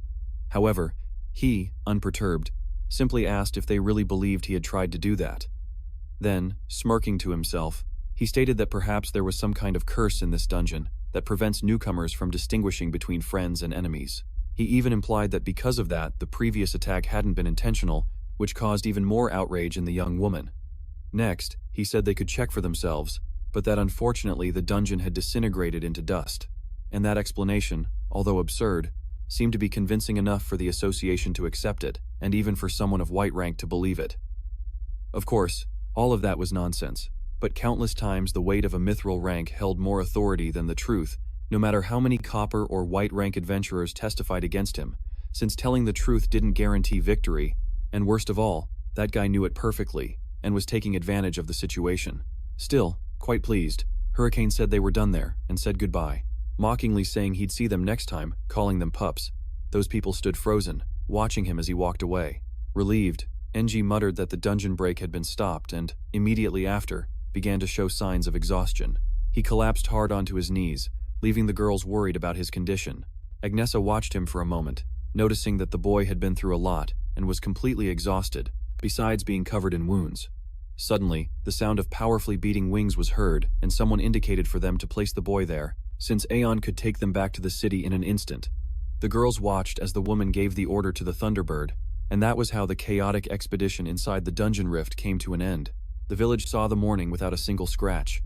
Later, the Adventurers Association paid a visit, offering apologies and promising to prevent future incidents, though of course, all of that was just empty words. Thanks to Agnesa's help, our hero was rescued and finally managed to reach the western adventurer city called Bellin. Somewhere deep within that beautiful city was the nest where the wind rests, the headquarters of the Twilight Wind Guild.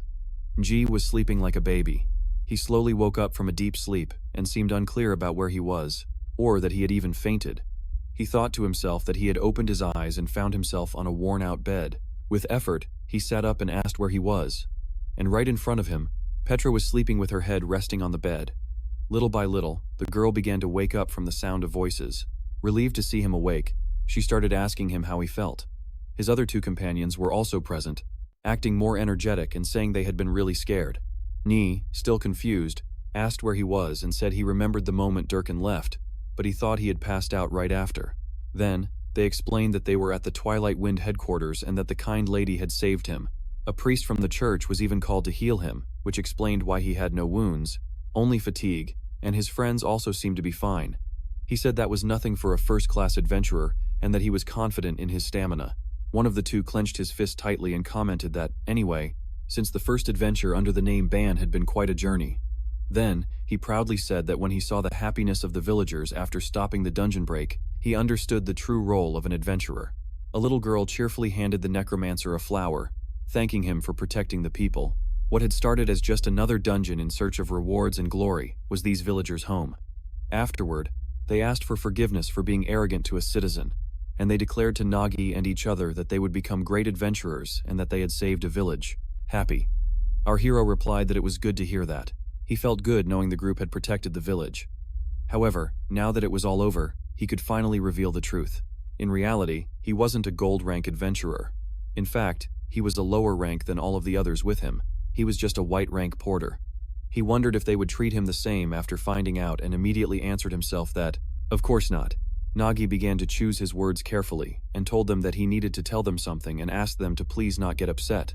His friends seemed a little nervous about what they were about to hear.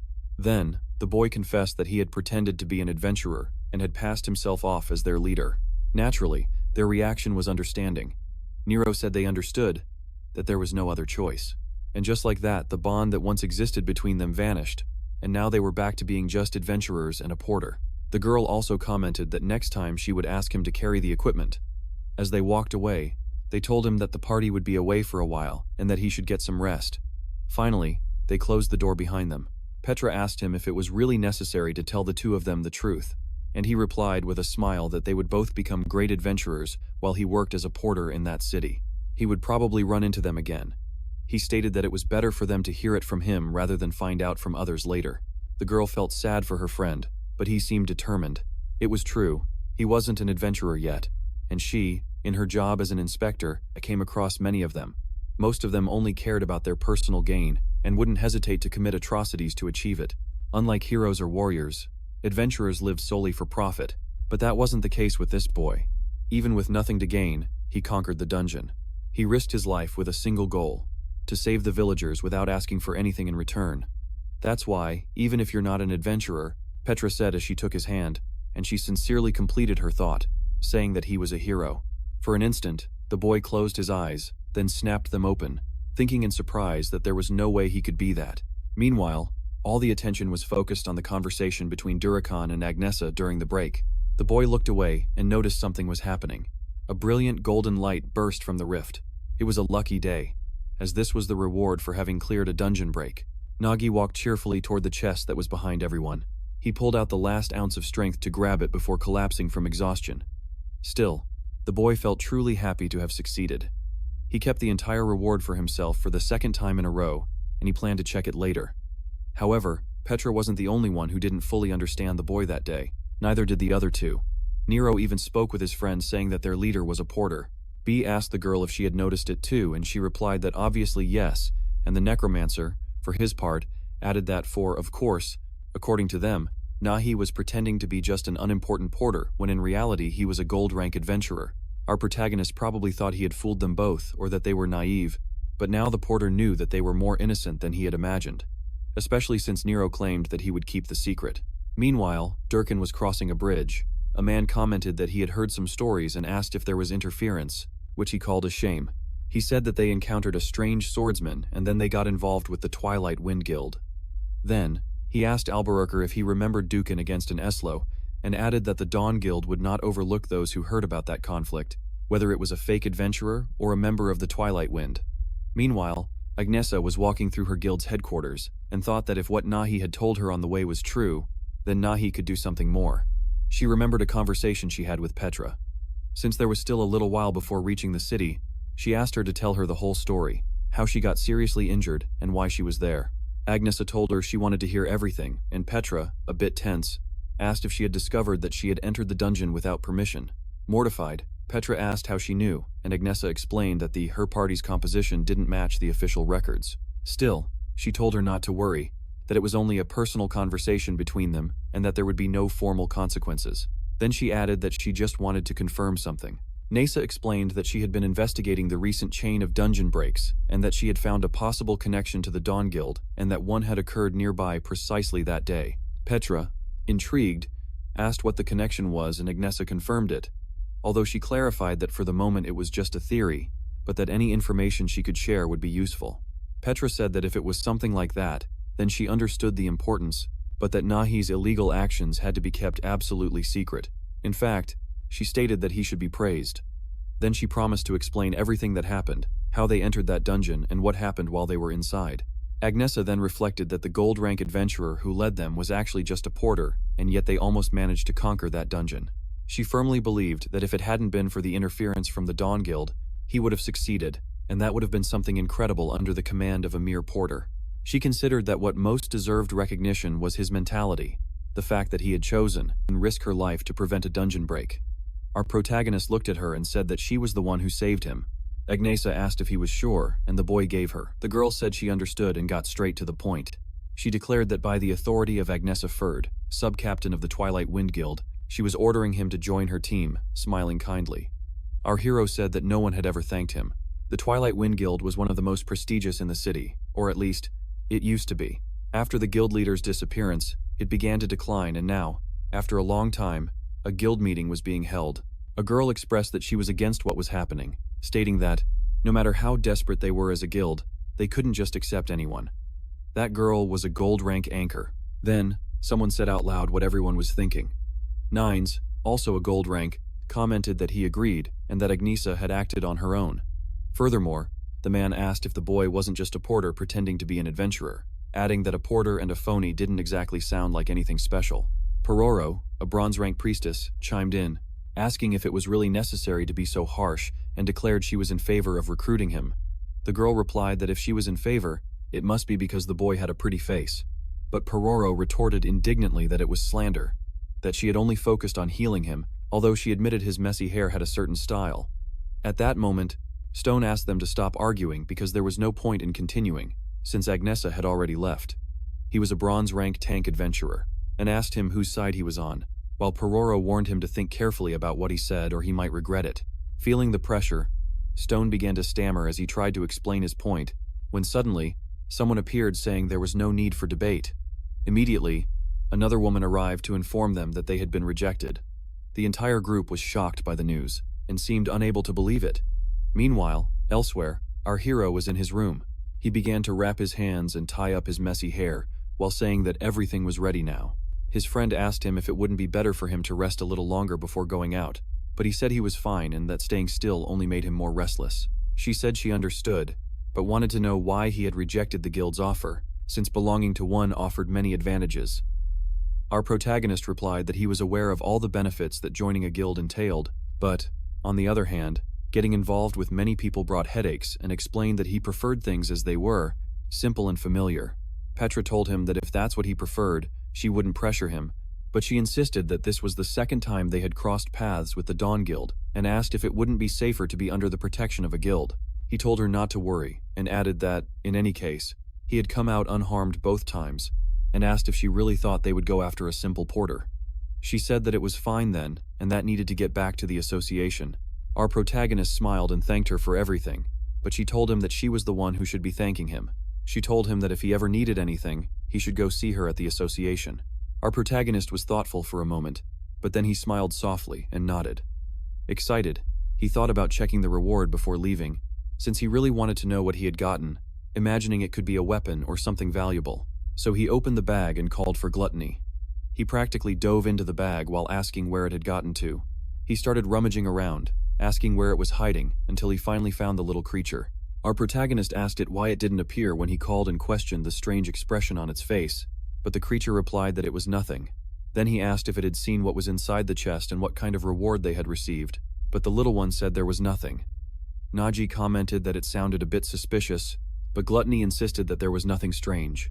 Still, our hero didn't seem convinced. He told the creature to move aside so he could check for himself. While the little one shouted no, the hero began to open the beautiful chest, wondering what kind of treasure he might find, but he was suddenly completely astonished by what he saw. Then he asked, what were these things? He wondered if these creatures were the offspring of some kind of being, but what intrigued him most was understanding why they were inside the chest. He asked Gluttony what was going on and what had happened to the reward. Gluttony looked a bit tense. It then explained that it hadn't done anything wrong, that it was just organizing the bag as usual, and that when it opened the chest to tidy things up, it noticed there were items inside that looked like stones. Then, suddenly, one of them started to crack, and a small hand came out of it. The creature was fascinated by this, and, out of nowhere, those little beings were born. Our protagonist thought that if that story was true, then they must be stone monsters. He knew that some people with a talent for taming creatures might want to buy them now that they had hatched. However, they didn't seem like the type of creature a tamer would want, and that was a problem because he needed to replenish what he had used in the dungeons. Therefore, he wondered what he should do with these little beings. At that moment, Gluttony said they were unfortunate creatures because it had heard from them that their parents were exploited by the dragon snake and begged to be allowed to raise them, promising it would take good care of them. So, our hero decided that maybe they would be useful, and that they would keep them for now. He told the little one to take care of them, but clarified that if they started causing trouble, he would have to let them go. Excited, Gluttony said it had received permission and added that they could stay there. Our protagonist appeared slightly tense upon seeing this. Suddenly, alarmed, he asked it to wait and asked if there were more than 3. In the next scene, he was already out of the bag. Tense, he realized it was complete chaos inside. He saw that the reward from the dungeon rift was a total failure, but at least there was still the reward from the Plum Cave dungeon. Excited once again, he decided to go exchange those items. He arrived at a trading post. He was selling all his magic stones and monster loot. The old man there handed him a bag of coins. Satisfied, he said it had been a long time since he'd earned so much money, so he would restock his supplies first. He bought smoked mushrooms and finally got some explosive mushrooms that he couldn't afford before. He also restocked his food provisions, sharpened his weapons, and replenished his flash bombs. He set aside a portion of the money to give to Vananero, and finally, with what was left, he thought that maybe he could go on a little culinary tour for himself. Yes, he walked happily through the city while someone watched him from a distance, wondering if it was really him, questioning if this was the young man who caused trouble with the Dawn Guild. This person thought it was just a rumor, but now he saw that the boy was really white rank. He thought that sending really weak individuals to prison was one thing, but he had heard that the boy managed to face off against Huracan. So he asked what Zero thought, wanting to know if the boy seemed strong to him. That shadowy figure said that it did happen. 2 times couldn't be a coincidence, and that even someone who is white rank can be powerful, so they had to be careful. He explained that normally he wouldn't care about someone who was white rank, but that this one in particular might have a hidden skill. Then he said that he had expectations and hoped the boy wouldn't disappoint him. He readied himself from a rooftop and took a powerful leap forward. Our protagonist was walking peacefully through the city, enjoying the moment, until he suddenly seemed to notice something. The stick of the ice cream he was eating snapped in half and that man grazed his face with a powerful attack. Nahi shouted, asking who he was. Excited, the man said that he was starting with hostile intent and added that the young man was already reacting. He said he was sure that Nino was not just an ordinary porter and that now he was intrigued. since there was something more and that this couldn't be the end. Meanwhile, our hero simply smiled, wondering what that man was talking about. Without warning, he attacked again, and G barely managed to dodge the blow. The opponent demanded that he stop holding back and show what he was capable of, saying he wanted to see the skills he used to challenge his guild. Our protagonist became slightly tense at the situation and wondered who that person really was. He noticed the emblem on the man's chest and realized he was a gold-rank mage, but he found it confusing that he fought like an assassin. Our protagonist felt all his hostility and understood that he couldn't just stand still, so he decided to act and took a weapon out of his bag. His opponent asked if he was now ready to get serious and said he wanted to see what kind of sword techniques he had used to face Jeff. Then, our hero charged with some mushrooms tied to his sword and used a special set of tools for porters, specifically a low-grade explosive mushroom bomb. Suddenly, a massive explosion occurred. Smiling, he said that only a lunatic fights head-on against adventurers, and now he decided it was time to run. As he ran, he thought he was going to die. He started to scream in the middle of the street, begging for help, asking for someone to save him, shouting for the guards, and saying that someone was trying to rob him. A guard approached and asked what was happening. He pointed and said that man was a thief, pretending to be an adventurer, and that he had tried to kill him. The guard looked somewhat surprised by the accusation and asked if that wasn't Nade from the Dawn Guild. The man remarked with disappointment that the boy had fled. Our protagonist wondered if this was the revenge Petra had mentioned, but he still thought it was crazy to do something like this in the middle of the city, no matter how angry they were. The guard apologized to the man and asked if he could ask him about the incident. The man smiled and asked what incident he was referring to. Then he launched himself from the ground and asked if he was perhaps referring to this. In an instant, he reached our hero and asked if this was about a little lesson. Naji took a heavy blow and was sent flying into a wall. The man explained that he had heard that boy poisoned members of his guild, ruined a dungeon, and was nothing more than a simple porter who harmed his guild. He added that everyone knew what happened when someone messed with the Dawn Guild. Our protagonist shouted that was a lie. Then he started shouting, explaining that it was the members of that guild who tried to kill him, begging them to believe him. The people around him simply watched. He grew a bit tense, thinking that there was no way out and that Petra was right. The guild had considerable influence, so in this situation, no one would take the side of a white rank like him, because helping him wouldn't benefit anyone. Then someone commented that they had heard something similar, but our hero knew it was better for them to support the Dawn Guild. Some mentioned hearing that a porter had been tricking adventurers, and another added that these days, porters acted as if they were the leaders. The guard told Naji that he understood the situation and that, in this case, he would leave everything in his hands. The man replied that he was satisfied with that. Smiling, he asked what he thought of all of it, if he had imagined how things would end and that there was no one there who was on his side. Our protagonist asked why he was going so far, saying that he already knew the truth, that his guild was the one that was in the wrong. He added that it was all over and asked why he was seeking revenge now. The man said that he was right, that it hadn't been his fault, but that nobody cared that low-level adventurers fought over anything. However, in the end, he had still harmed their guild, and the Dawn Guild doesn't let go of even small losses. That was their way of making sure everyone saw and remembered to be afraid. Anyone who hurts the guild will pay the price. He was just a tool to make sure everyone remembered that fact.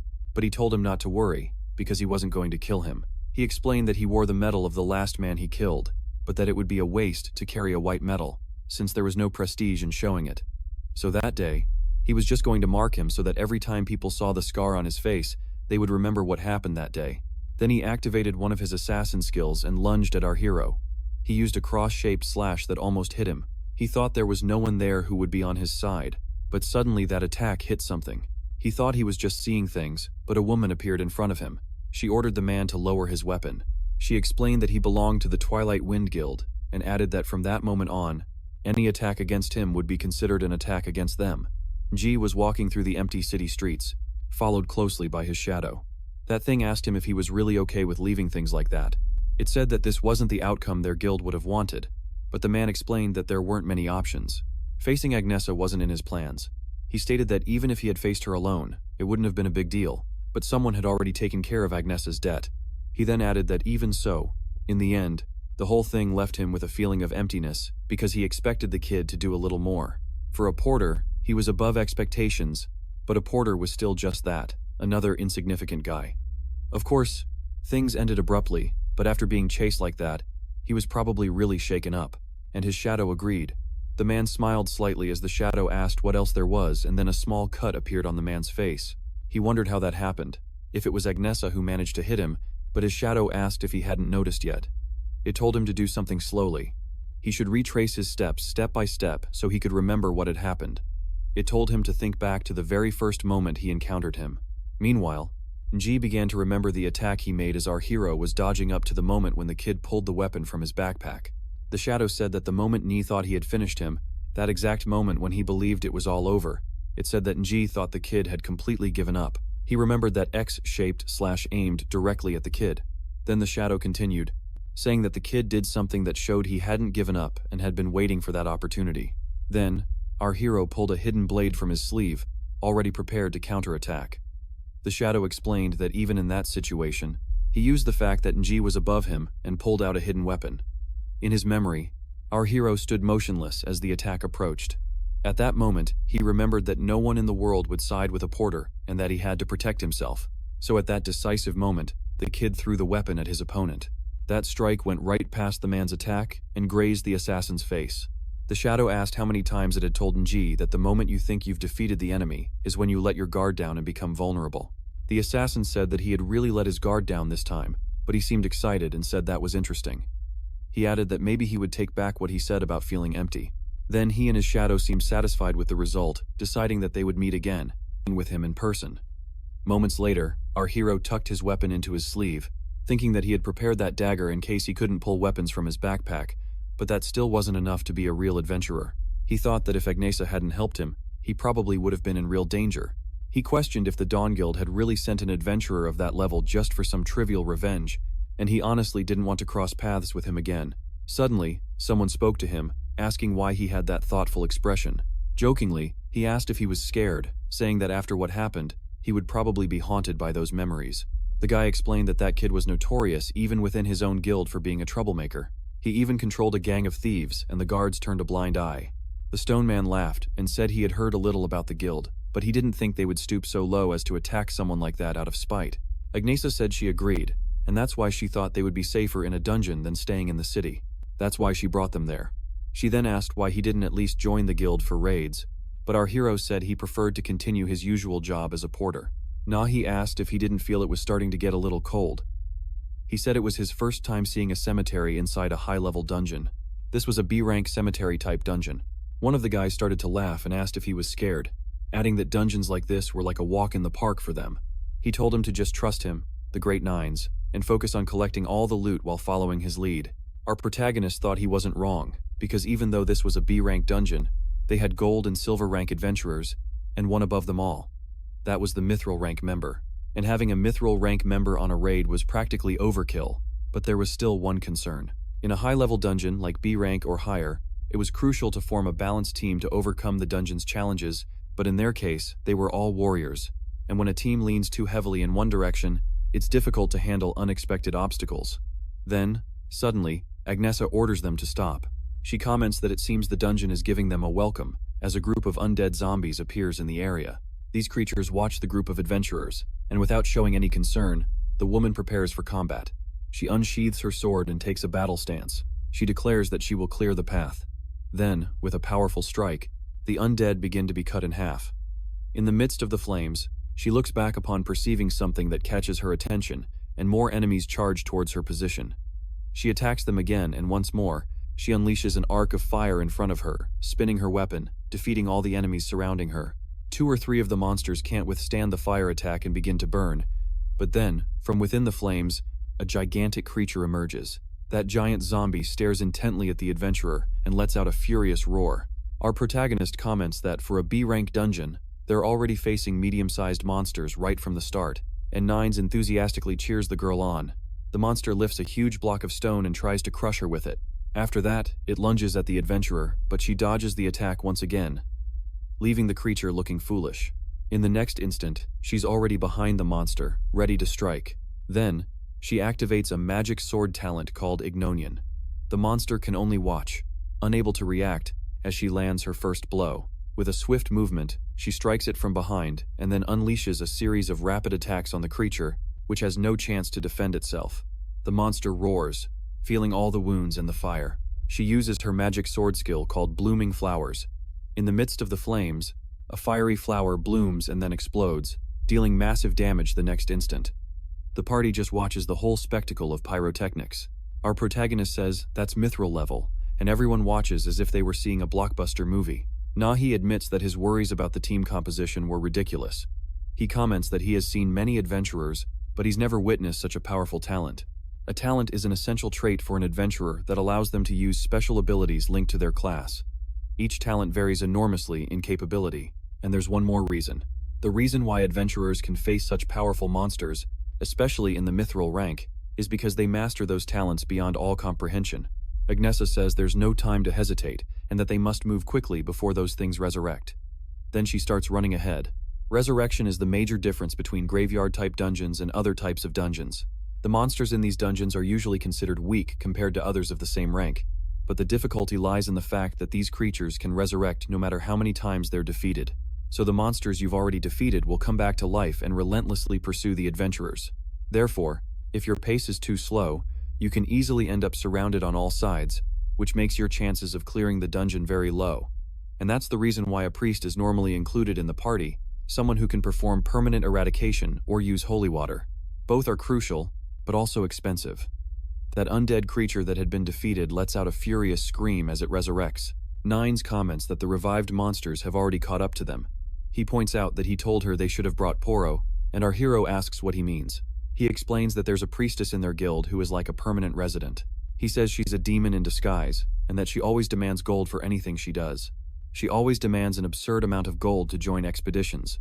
A demon disguised as a priestess cries, asking if the guild is so poor that it can't afford someone like Poro.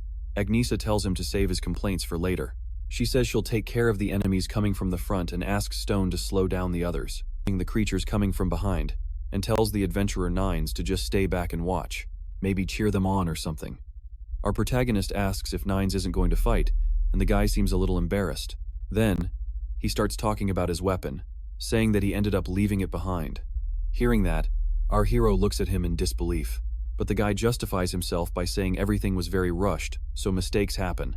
In response, Agnesa comments that it happens to him all the time, that he's always forgetting all sorts of things, while her companion recalls the raid where he completely forgot his gear. At that moment, G starts to laugh and says it's okay, that he has a pretty big supply of weapons. Then he asks what kind of sword he prefers, and, while pulling several swords from his bag, he asks if a longsword would work since he's a knight, or maybe a bastard sword. At that offer, the guy is surprised, quickly approaches our hero, and grabs him. Immediately after, he gives him a powerful headbutt and calls him a fool. As a result, our hero falls to the ground, asking what the hell is wrong with him. Right away, Nines tells him to listen carefully, that he only fights with his own sword, Elizabeth Probast. Then, he explains that it's his vow as a knight. At that moment, our hero sits there, not fully understanding, wondering what's wrong with this crazy guy. However, suddenly, the stone man shouts that something isn't right with the monsters following them. Then, he points out that there are fewer than expected and, moreover, they are moving very slowly. For her part, Agnesa also seems to notice something strange. The creatures are walking, but it looks as if they were stuck to the ground. Looking closely, it seems they have something stuck to their feet, so she asks if those are tacks. With a smile, the hero replies that it's nothing special, and adds that those monsters revive anyway, right? Besides, he explains that the most dangerous part of this dungeon is getting surrounded by resurrected monsters.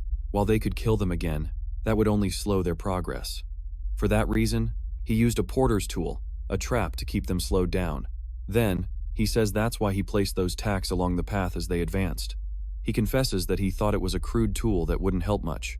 Nevertheless, the group seems surprised by this, and says he's more useful than Nines, to the warrior's despair. Afterward, the group runs through the dungeon, wondering how many more times those enemies will revive. Frustrated, Nines says that if he had his weapon, none of this would be happening, while Agnesa replies that now is not the time to complain, because they must escape before they get surrounded. Then, someone says they can see the end of the cave. She shouts the signal for the stone man to act. Immediately, he activates a shelter-type talent called Stone Shield. Suddenly, several walls rise in front of him, and the creatures get trapped in them. However, more monsters approach, but they can't get through. He shouts that it's done, but clarifies that he won't be able to keep them safe for long, so they must get out quickly. Finally, they reach the underground area of that dungeon. At that moment, Nines wonders what kind of dungeon has a huge lake blocking the path. But our hero replies that at least there's something useful, a raft waiting for them. Then, Nine mocks him, saying that this dungeon sure is considerate. Anyway, if they want to continue, it seems they have no other choice but to take the raft before the zombies arrive. Next, Nine says it's a trap, that the raft won't support the weight of all that heavy armor, and Agnesa tells him to take it off, since he's not going to fight. Our protag says that he agrees, and asks him to take it off. The man is stunned, then he tells Sir Nine and Sir Stoneman to put their armor on the raft. Both of them obey and take off all their armor, leaving them in just their normal clothes. Agnesa watches the scene, then starts to get tense and yells while blushing, asking how much more they're going to undress, and Nine replies that it's to reduce weight. Meanwhile, Stoneman comments that he's seeing this again. The next moment, the group is already on the water and they continue crossing the lake. Suddenly, Nine starts to laugh and remembers that Agnesa let out a scream, so he teases her by saying that even she screams. But in the next instant, his face is swollen and he has a black eye, as he apologizes. Then he adds that he'll make sure to wear proper clothes. She says that as if that weren't enough, he also left his weapon behind, and now he's useless. He says that if he had the power of a vow, he could still pull off all those moves, even though he sometimes forgets he's gold rank. Annoyed, she says that's exactly the problem, asking why he made a vow he can't keep. Finally, our hero reflects on what a knight's vow is. Adventurers with the talent of a knight make a vow that represents their beliefs. This vow creates absolute rules that they must follow, but in exchange, they gain great power. For his part, Nine made a vow that he would never fight with a weapon other than his Elizabeth Roast, and because of that, he must abide by this rule. In exchange for that vow, Elizabeth Robast becomes an unbreakable legendary sword. The knight's vow is, literally, a trade-off. Then, our hero comments that a knight's vow isn't considered a weakness, wondering why most of them keep it a secret. Agnesa replies, that's normal. That guy talks way too much, and there's no one in this city who doesn't know it. Even so, he insists that he and Elizabeth are invincible. However, Agnesa says that he always forgets it. She adds that he's always a fool, so she'll let it slide this time. Then she comments that she's heard about that bag, and that it's truly amazing, asking if things disappear when you put them inside. Then, Nine clarifies that the weight doesn't disappear completely, but that the moment something is stored, a powerful weight reduction magic is activated. Even with 2 full sets of armor, it would still feel very light. Hearing this, Stone says that's much more impressive than Nine's sword, especially because of that turkey they ate earlier, which was delicious. He adds that he never imagined eating something like that in a place like this. The boy affirms that they're right. Even Agnesa was busy chewing on bread while rolling around with that zombie. The girl blushes a little and says she didn't have a proper moment to eat. She counters by saying that he was just resting while she hunted, and he defends himself by saying he did his best, while another asks if he's on vacation. Then our hero asks them to wait a second and adds that it looks like something is about to happen. Agnesa seems to notice it too, and in the next moment they are surrounded by multiple boats, each one packed with zombies. Everyone notices the enemies as the boats begin to approach. He says that the raft was a trap, piece designed to drown adventurers, and the girl adds that fighting on a raft definitely puts them at a disadvantage. In disbelief, Nine asks if she knew it was a trap and still got him on that raft, and the girl simply confirms that yes, she knew. She clarifies that this is a dungeon, that they weren't going to put a raft there just to help him. Nine is then surprised to learn it wasn't meant to help. Agnesa reflects that the problem is that even knowing it was a trap, there are too many enemies, and right now she's the only one capable of fighting. She believes that even if she went from boat to intercept them, their raft would be turned into a pincushion by arrows before she could get there. Then, someone suddenly says to leave it to him. He explains that whatever is out there on the water is strong, so they need to be fast and break through it. She asks if he's saying that his bag can help them, and our hero excitedly replies yes, but adds that everyone needs to hold on tight. The whole group is surprised by this. Then, he uses the air compression technique, followed by the air injection technique. In the next moment, a huge gust of wind bursts from inside the bag, propelling the raft forward with a massive blast of pressure. Agnesa asks if that's wind magic. Our protagonist says it's nothing as elaborate as magic, that he simply compressed air inside and is now releasing it. He explains that he discovered that if he left the bag out on a windy day, he could capture and store that air. In any case, when he releases it all at once, this is what happens. One of the undead prepares to shoot an arrow. Then they start shooting at our heroes. Nine holds his bag firmly and speeds up the raft even more. The creatures are bewildered by this. The girl tells him to wait a moment and asks if he's looking ahead. He explains that they've blocked the entrance with a wooden barrier, concluding that those zombies prepared a rather meticulous trap. Agnesa wields her weapon and says she'll clear the way, but our hero asks her to wait and says that they have the advantage now. He adds that he will help too, since fire and wind have good synergy. As he prepares to imitate her, she thinks that he gets it. Our protagonist takes his bag and gets ready. Then they perform a combined fire and wind technique. That whirlwind of flames advances towards the barrier. The creatures can only watch helplessly until they are finally hit by that powerful attack. The barrier begins to crack and catch fire. Then it explodes into several pieces. Amidst the flames, some logs appear, and the group continues on its way on their makeshift raft. With their leader proud and satisfied with the result, they finally reach their destination. She asks if everyone is there, well, commenting that they barely made it in time. Apparently, he assesses the place and says it seems to be the location where the dungeon boss must be. That's the bastion of the death zone. He expresses that things have escalated incredibly, as it's a fortress inside an underground tomb. Nine says it doesn't matter how good they are, and questions if this doesn't seem a bit too difficult for a B-rank dungeon. Meanwhile, the Stone Man points out that normal parties would have already failed. Then he asks why their guild always takes dungeons like this. Couldn't they just take an easy one for once? But their leader replies that this was the job they accepted. The Stone Man comments that their guild usually handles dungeons that others fail to clear, but our hero replies that he doesn't care, since he's just a porter. Agnesa, however, points out that even in a B-rank dungeon they can't let their guard down, as they often have troublesome bosses. And sure enough, it seems the boss is finally appearing. The undead creature asks how they dare while its eye begins to glow with energy, stating that they have entered its paradise and calling them fools. This boss is a Lich-type monster.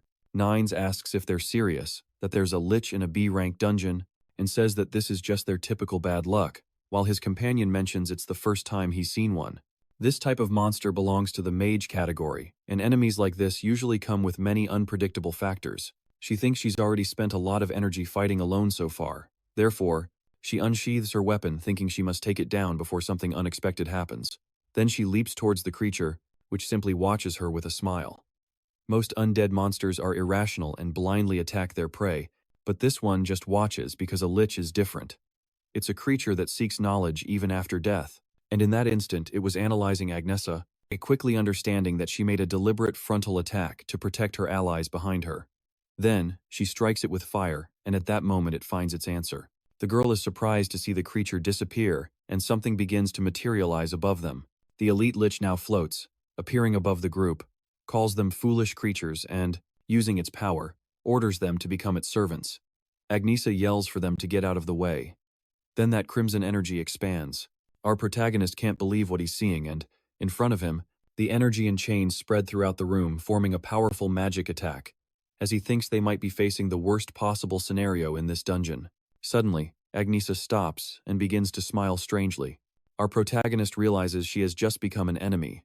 Nines tells the Stone Man to take Nagi and run, but his companion asks him what he's going to do, since no matter how strong he is, he won't be able to stop Agnesa, and tells him they should just escape. However, Nines doesn't seem to agree, charging towards his opponents. Nines asks what he's talking about and, with an excited expression, says that a knight never turns his back on an enemy. He says that no matter how strong Agnesa is, she has already spent a large part of her power and that her flame is dwindling. He adds that it's no surprise she handled almost the entire dungeon alone, and that he could say that it was all part of his plan, Nines' grand plan, and that at this point he could face her even with his bare hands. The woman begins to prepare for combat and channels her energy into her sword. Nines positions himself in the middle of the hall, ready for the fight. He also begins to concentrate for it, but in the next moment, it seems things aren't going as he had planned. Agnesa lunges at him and lands a powerful, flaming blow. He takes the hit head-on, thinking, "What the hell was that?" and wonders how she still has so much power left, as she prepares for another attack that barely misses this time. He keeps dodging as best he can, and the girl doesn't give him a single moment to think. He repeats to himself that a knight never retreats, holding on to that mantra. Then, in the next moment, he activates an unlikely knight talent called Retreat. The other members of the group start running back to get away from the girl, when suddenly Nines appears asking them to wait for him. Our protagonist says he thought Nines was going to fight her, and the man replies that he was just kidding, asking how anyone could think he would be able to face Agnesa. For his part, the Stone Man says he didn't expect much from him anyway, since he had already turned his back on a bunch of undead and is now using the same excuse that he doesn't have his weapon. Then, our hero calls the group's attention and asks them to look over there. At the water's edge, some boats are arriving and he says, "All the undead have just appeared." He adds that they are completely surrounded. The stone man thinks that there are too many, while Nji says, "This is bad." There are tons of undead outside, and glancing behind him, he comments on the inside, adding that Agnesa is there too. Immediately after, the stone man takes a step forward and says he will try to buy them some time. Then, he uses a talent to create a powerful shield, and all the surrounding rocks begin to rise from the ground. He starts to use his stone barrier talent against Agnesa. The girl simply watches without any expression and notices the approaching rock. She quickly jumps from where she was and begins to use the rocks themselves to boost her movement. She jumps from one to another, continuing on her way. The stone man thinks that was exactly what he expected Agnesa to do and that she is too fast. He can't hit her with a single blow. Our protagonist is impressed by all of this. He thinks that there must be something that, even for a brief moment, can stop Agnesa in her tracks. But he knows it must be something really good, because a half-baked trick won't work on her. So he reaches into his bag and gets an idea and, throwing something at the girl, he thinks that maybe this will work. The object flies past her without hitting her, but it somehow catches her attention just as our hero activates his porter's secret technique, a skill called Seek and Take. Then, Agnesa starts jumping after the object that looks like a small, delicious pastry. She stops for a moment, satisfied, savoring the sweet. Nahi says she had a hunch that even under mind control, she would still act on her most basic instincts. Nines can't believe what he's seeing, but adds that he knows they won't be able to keep her still for long, so he shouts for everyone to find a place to hide inside the fortress. A while later, he's completely out of breath and comments that it seems like, for now, she isn't chasing them. Meanwhile, the rest of the undead are climbing the hills and trying to regroup outside the fortress. Nahi says they need to make a plan, but Nines replies that it won't be easy. He states that Agnesa is being helped by that Lich. He comments that she should have been almost out of ether after clearing the dungeon, but since she was fed the Lich's magic, her flames returned. He adds that if it weren't for that, he could have defeated her on his own, and the stone man says, "Yeah, right." Then Nines asks, "Well, what is this place?" But our hero says he doesn't know. He explains that judging by all the weapons on display, it looks like some kind of armory. But Nahi comments that those aren't weapons the undead would use, so she thinks it's something else, and that this place looks more like a trophy room. Nines and the stone man are surprised by this information. He explains that intelligent monsters like liches sometimes collect the belongings of fallen adventurers as trophies, which probably explains all of this. Nahi thinks that the structure of this dungeon is quite challenging for their level. With a lich as the boss, it's not surprising that many raid parties have failed here. But there's something she still doesn't understand. Why are there children's toys and items that clearly don't belong to adventurers scattered around? The stone man says that he once heard a story, and, as he mentioned before, they usually take on the dungeons that others avoid, and when this dungeon first appeared, it became notorious for repeated failures. But strangely enough, after that, people from nearby villages started to disappear.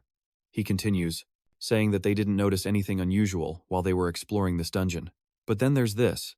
Our hero is surprised and says, "An abduction dungeon." Then he asks what his companion means. Is he saying that the monsters leave the dungeon and kidnap civilians? Nines becomes enraged just thinking about the kidnapping. Then he says that the dungeon hasn't broken yet, and questions if the monsters aren't supposed to be trapped inside. Our hero comments that that's just a theory, since abduction-type dungeons are incredibly rare. Normally, monsters in a dungeon can't leave their area, and there's a theory that says monsters, outside a dungeon's barrier, lose their strength, which is why they can only escape through a dungeon break. He adds that in this case, there's only one way to confirm it. They must defeat that damned Lich and see for themselves. He adds that there's no other option, and that he's going to do it, and that he will kill the Lich, because a knight cannot stand idly by in the face of injustice. Yeah,